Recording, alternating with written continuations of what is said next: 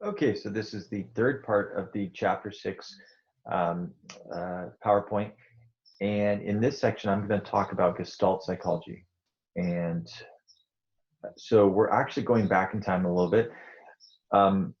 And we're also basically shifting continents because so far, most of the researchers, other than Pavlov, of course, have been American. And that's because behaviorism is really an American psychology. Now, America was at the forefront of psychology, and we continue to be. But it's helpful to have a little bit of a different perspective because in the early 20th century in Germany, the predominant perspective was called Gestalt psychology. And in a lot of ways, it seems like a precursor to the cognitive psychology movement. So first off, Gestalt's a German word for whole, as in the entirety.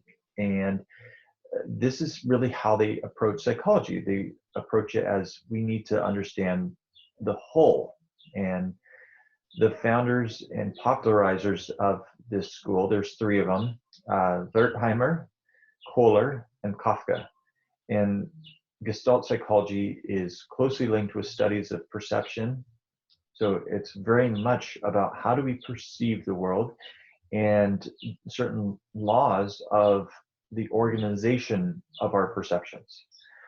And so that includes pragnans, closure, continuity, similarity, and proximity.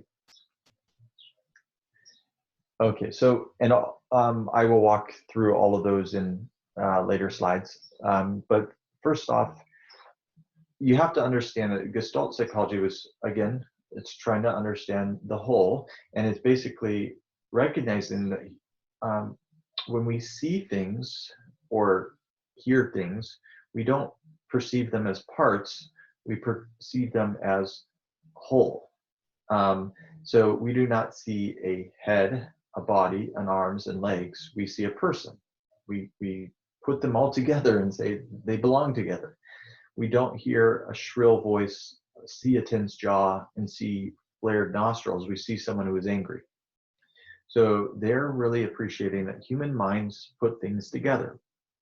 We perceive what you could call constructions of reality, right? So reality is out there, but when we perceive it, we construct it in a particular way. And so I think the Gestalt psychology really appreciated that fact. And there's two main beliefs. The first is, and you've probably heard a quote related to it. You've probably heard this idea that the sum is the whole is greater than the sum of its parts. But that's actually probably a poor translation. It doesn't make sense, right? Of course. How could something be more than the sum of its parts? But so they can actually argue that the better translation is the whole is other than the sum of its parts.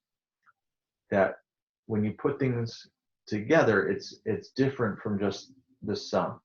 And so that's one main idea. The second main idea is that people are solving problems through insight rather than through trial and error. If you remember Thorndike, who believed that again, he was before Skinner, and he said, we learn through stamping in based on the consequences. He basically said, animals and humans don't solve by figuring things out in their head. They try things, and if whatever they try leads to a better consequence, they continue to do that. And if whatever they try leads to a bad consequence, they stop doing that. So it's either stamped in or stamped out. But it's always trial and error. Gestalts, they assumed the opposite. They said that we learn through insight rather than trial and error. All right, so you're probably going to be familiar with some of these ideas. So a lot of the world is filled with incomplete data. And so if you look at this, what do you see? You probably see a triangle. Of course, it's not a triangle. The lines don't connect. But nevertheless, your brain puts it together as if those points would, in a sense, meet, and you can almost see what you obviously don't see, which is that they come together at the end. And so insight is the cornerstone of Gestalt psychology. Insight means solving a problem by perceiving relationships among all the important elements of the situation. And of course, that requires mental capacities, cognitive capacities. And you have to see something and then reorganize it into a different thing, right? So Gestalt psychologists argue that most problems are solved by insight, again, contrary to Thorndike's view. And so they would say what we're doing when we look at a problem, we're seeing it and then we're reorganizing how we see it. And when we do that, the parts become a whole. All right, so there's 5 major laws of perception, and these are how we understand the way that we perceive. And so I mentioned these before: pragnance, closure, continuity, similarity, and proximity. Okay, so first off, pragnance, and it's again a German word that means good form. It means a good shape, good structure. And this is actually the overriding principle. This is above all the other principles. It just means that when we look at something, and I'm using look, and that's visual, of course, but this is all of our perceptions. When we hear something, when we taste something, we give it a good form. And we don't see things as they really are, but we see them as our brain wishes they would be. So we tend to reorganize our perceptions and thoughts so that things appear in their best form. Okay, all right. So again, that's kind of hard to directly illustrate, but these subsidiary laws of perception will give it some examples of it. So first off, we already saw this closure. This is when we see incomplete objects and we perceive them as being complete. So, you know, if I covered half my face, you would not just think that I am a, you know, top, that I only have the bottom of my head. You would complete the image and say, oh, well, he's got a top of his head. It's just behind his hand. And this is something we do all the time, right? Things are obscured, and yet we can still see that they're a whole thing, and we perceive them that way as a whole thing. So again, when we're driving, we may see only part of a car, and yet we know that the rest of the car is there. And so these images, we've got a triangle, a square, but they're not. They're actually just 3 lines or 4 lines.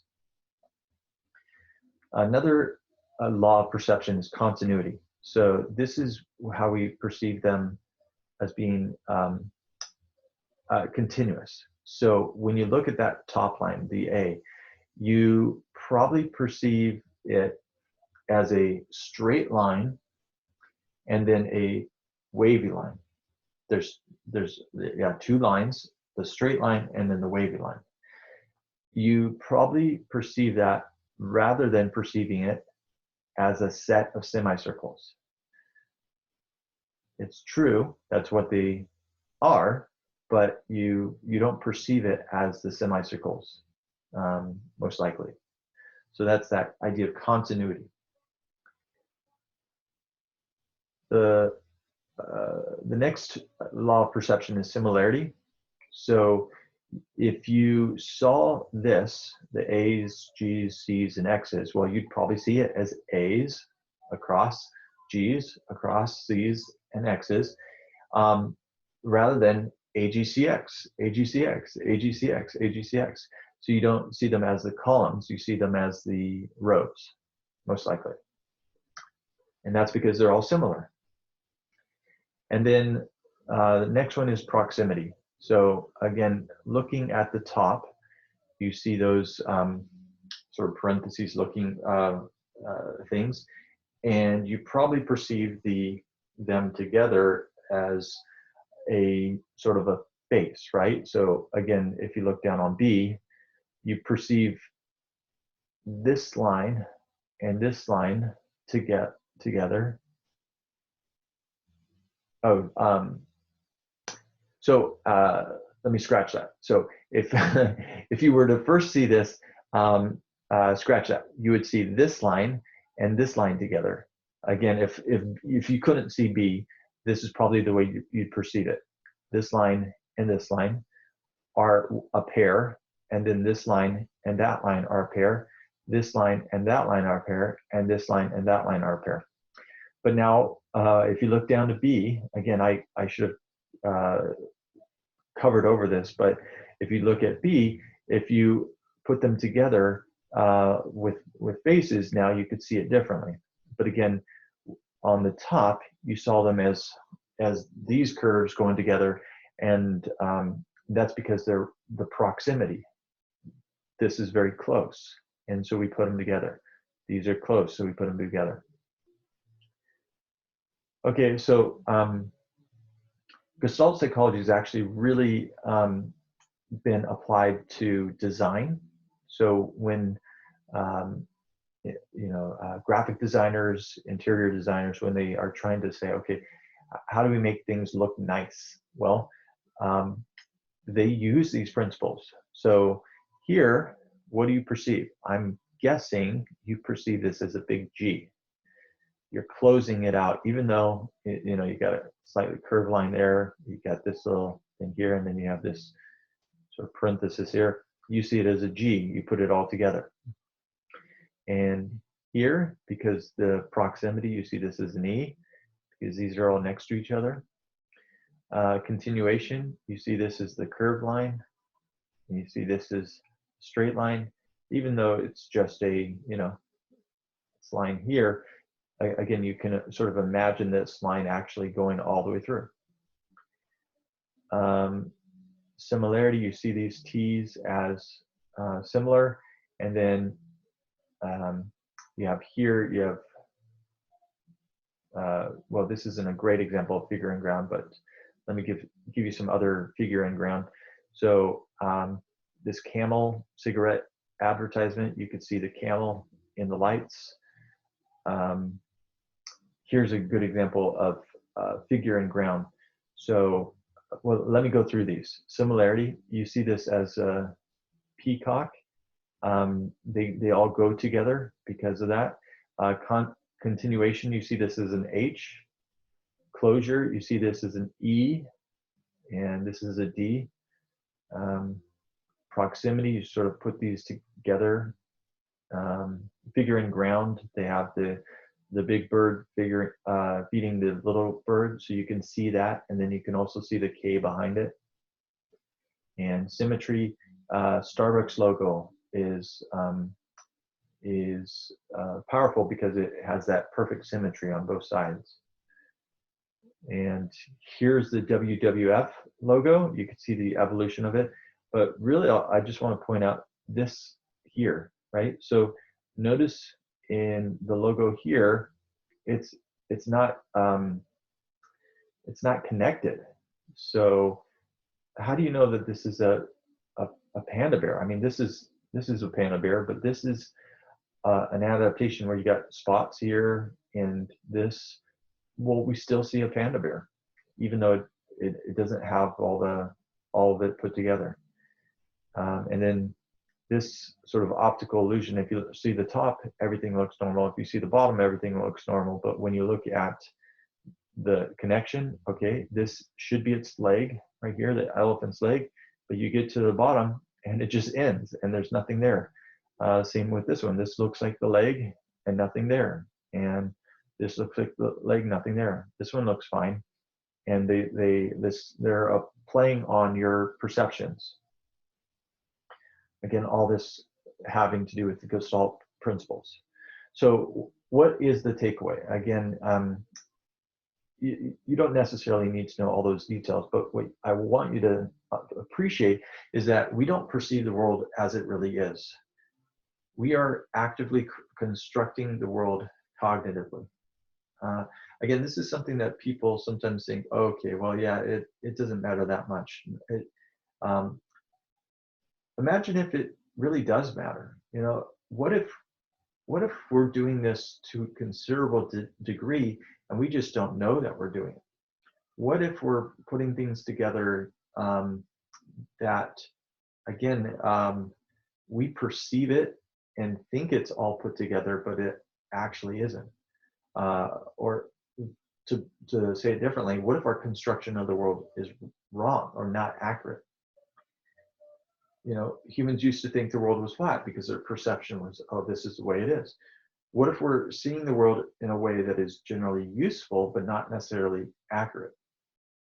Okay, so I'm getting a little philosophical. If you are, and really what this suggests is we need a little bit more humility in regards to our ideas about the world. But so what are the implications of this? The Gestalt psychologists believe that learning results in the formation of memory traces. And learned material, like any perceptual information, is trying to organize the material in your head in the best structure possible. All right, so just imagine this class. We are learning like different facts, but what are we doing with it? We're trying to organize it and put it together and saying, oh, this information goes with that information. And so when we learn that way, we are constructing it. Now, that doesn't sound like a problem, but sometimes students misconstruct. They organize it in ways that isn't part of the way that we think it's organized. So they put things together even though they don't go together. So sometimes this is why students struggle in classes, is because their organization of the material is ineffective. So they either don't organize it or they organize it poorly. The best learners actually are the best at the organizing of their learning material. So what is remembered is not always exactly what was learned or perceived, but is often a better gestalt, a better form, or better pragnans than the original. Again, we have this leveling, sharpening, and normalizing. So let me give you some examples of this. So let's say you saw this. This is what you saw, and then you're asked to reproduce it and draw, obviously there's 2 lines on a sheet of paper. And, you would do this, and of course they take this away, okay? And you do this on a new piece of paper, and then take that paper away. And they give you a new piece of paper, blank, and okay, reproduce it. And they're asking you to reproduce this, but gradually what tends to happen, and this is interesting, you are likely to end up with something that looks more like this. And you started with this, you end up with this, again, after lots of different reproductions. So we have a tendency towards symmetry.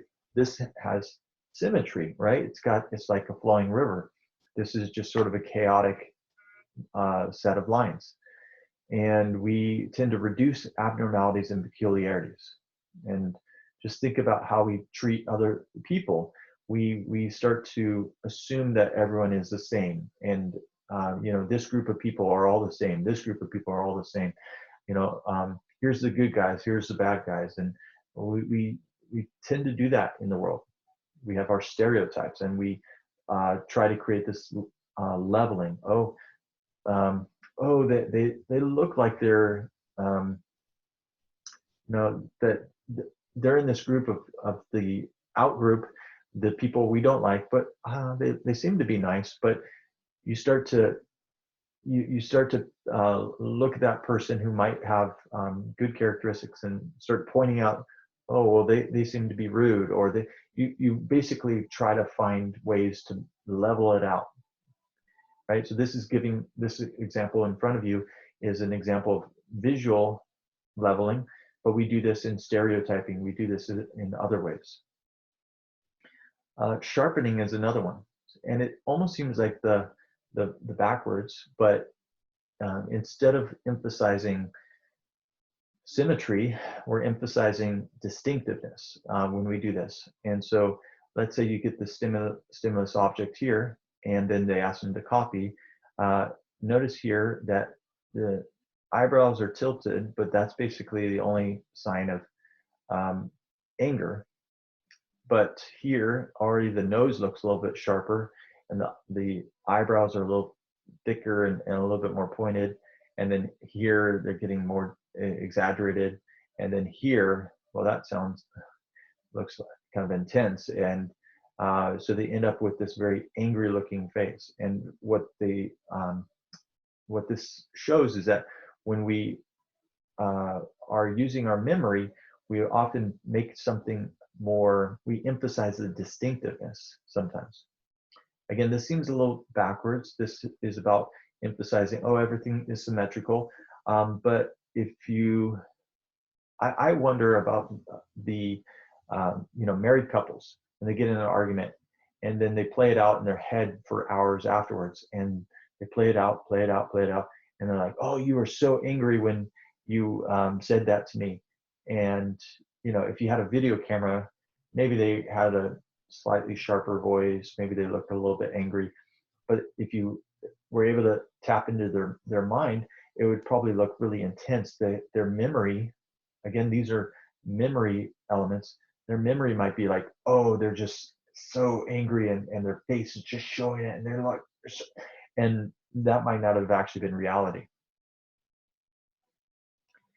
And this third element, again, that shapes the way we remember, shapes our memory. This example seems a little drastic to me. I can't imagine it quite getting to this degree, but you can have a stimulus object and then it develops into something more familiar. It becomes, again, more normal. And so you could copy this, and it could end up more like a cattle's skull. So successive reproductions of the same stimulus object over a period of time become progressively more like something familiar, something normal, right? So sharpening, leveling, and normalizing are all about distorting what we really saw, what we really experienced in our memory. So our memories cannot be trusted, is what the Gestalts would say, that we are, when we're remembering things, we're sharpening them, we're leveling them, and then we're normalizing them. So what the Gestalt psychologist said is, and I like to contrast it with the behaviorists, right? The behaviorists say there's a stimulus, and then we respond to the stimulus. But that's ignoring how do we perceive the stimulus. And so the behaviorists are saying what's most important is the stimulus, and the Gestalt psychologists is no, what's most important is the perception of the stimulus, which is the world of direct experience. What is the person actually experiencing? Because if they see something curvy on the ground and they think it is a stick, they're going to respond differently than if they think it is a snake. So their perception is more important than the stimulus itself. And so the Gestalt psychologists talk about the behavioral field, the personal view of what is real. So the way things appear to the individual is more important than the actual way things are. That appearance is more important than reality. Now, obviously, this is a view that prioritizes the perception as opposed to what reality is. I don't think the Gestalt psychologists were saying reality isn't actually real. So sometimes today we hear from people who say, oh, that's your reality, my reality is different. And that, to me, that just doesn't even make sense. That way of talking sounds bizarre to me, because I am one who believes that there is a single reality, but that our view of that reality can be distorted. And so I would be fine if someone says, oh, that's your perception, my perception was different, right? Because if there's a single reality, and if everyone has a tendency to distort their view of reality, then yeah, I'm going to have a perception, you're going to have a perception, and we're going to disagree what reality is, but we're both going to acknowledge these are perceptions. And I think that's a little different from sometimes what you hear from people, which is, oh, that's your reality, my reality is a little different. And I think we should be challenging people who talk that way, because I don't think it lines up with a Christian worldview. A Christian worldview doesn't acknowledges that the world around them exists, that it is a creation of God, and that that because God is overseeing it, there is that there is actually an absolute truth, because it's whatever God perceives is going to be eventually the most the trustworthy reality. And so again, I think this is, again, I'm getting a little philosophical, but I think I can embrace the Gestalt perspective without just believing that there is no reality. So Gestalt psychology is considered the beginning of contemporary cognitive psychology for two main reasons. It's concerned about perception, awareness, problem solving, and insight, which are all things that cognitive psychology is interested in. And it is also rejecting behaviorism. It says that behaviorism is too mechanistic, it's incomplete, and it really just doesn't explain some critical elements of human behavior and psychology, in that it overlooks higher mental processes. But at the same time, you have to appreciate that Gestalt psychology and contemporary cognitivism, they're different. You can't just put them all together. They have different interests and different approaches. Okay, so what are the educational implications of Gestalt psychology? Again, I'm always trying to relate this. We have a theory. What does this? What are the implications for life? Well, what are the implications for the classroom? Gestalt psychology is a really dramatic contrast with behaviorism, because it says people learn through insight, not through trial and error. So you shouldn't structure your classroom to just trial and error your way into knowledge. That instead, you should try to facilitate opportunities for insight, opportunities for students to put things together to align them. So this is actually an example. I'm giving you an example by giving by talking about educational implications. I'm saying that to learn this theory, you don't just need to try it out and have a mistake. What's best is to understand the theory and to get it and put it together in your head. And giving examples of how it applies is one way to do that. The other way that it contrasts with behaviorism is that it argues that psychology should concentrate on the molar rather than the molecular. Again, I talked about this with Tolman, where I said the molar is the big picture, right? The huge sort of looking at the forest, as opposed to the behaviorism, which is focusing on individual trees. So Gestalt's saying, oh, there's a forest. Behaviorism's like, oh, there's a tree. They're very different ways of understanding human behavior. And Gestalt psychology says you sometimes need to step back and have the bigger picture. And frankly, this is far more true than the behaviorism. I would hate to have a teacher who just absorbs the behavioristic way of thinking about learning, because I want you guys, and I'm trying to do this as I give these videos, I want you to be able to think about philosophy, and I want you to think about applications to clinical work, parenting, education.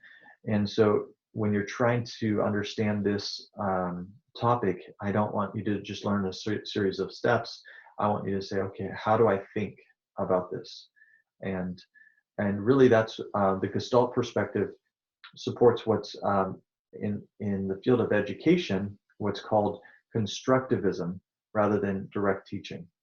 And so it's trying to construct an understanding as opposed to directly teaching about it.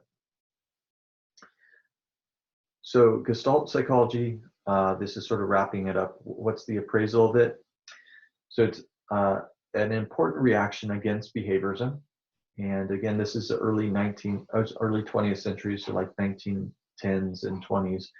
And so behaviorism was rising in America, and this was separately rising, right? They're different continents, so there's not a lot of crosstalk between them. And it does continue to have useful applications in counseling and therapy. In fact, one of the ways that some people call themselves Gestalt psychologists, and so sometimes they do empty chair techniques. This is a Gestalt approach where they have a therapist and a client, and then they have an empty chair, and the client speaks to the empty chair, and the experience of relating to the empty chair, well, they fill it in.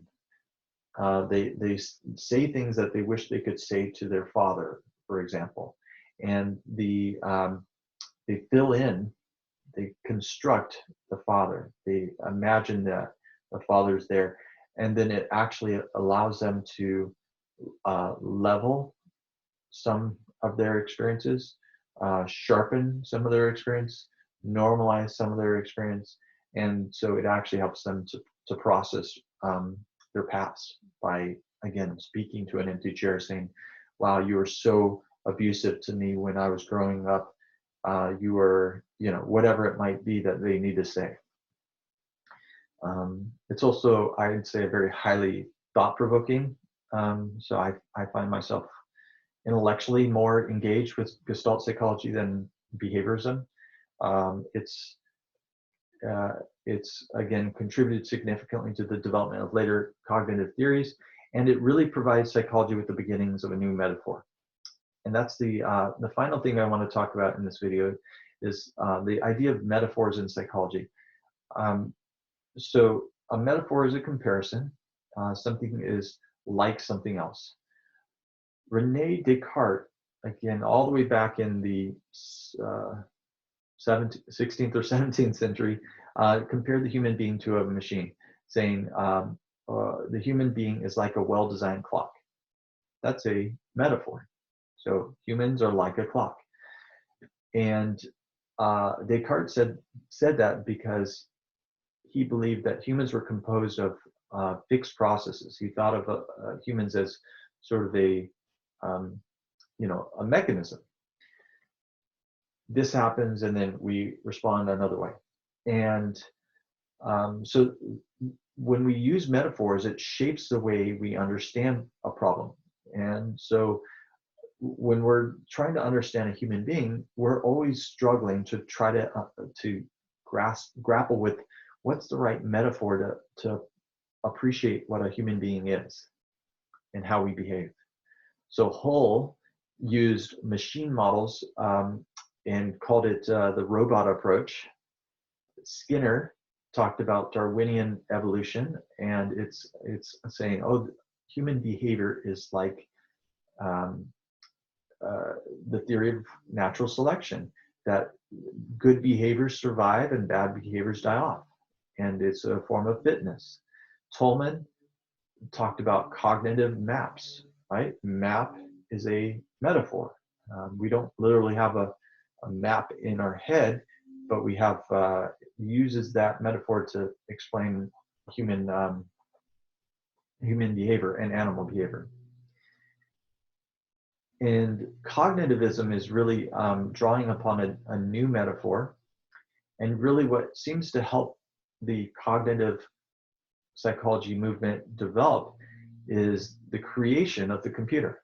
So in the 50s, I believe it was, the computer was developed, and the now you can kind of you can compare a human being. Oh, how are we like a computer? And it was something that they didn't have this metaphor before, and it said, well, when you have a computer, there's an input and then an output, but very important, there's a processor literally, that takes that input, um, changes it, adapts it. There's a software that um, works through the information, and then it does output behavior, but the software matters. The processing, the storing, the retrieving, and so cognitive psychology is psychology of metaphors. The most important, of course, is that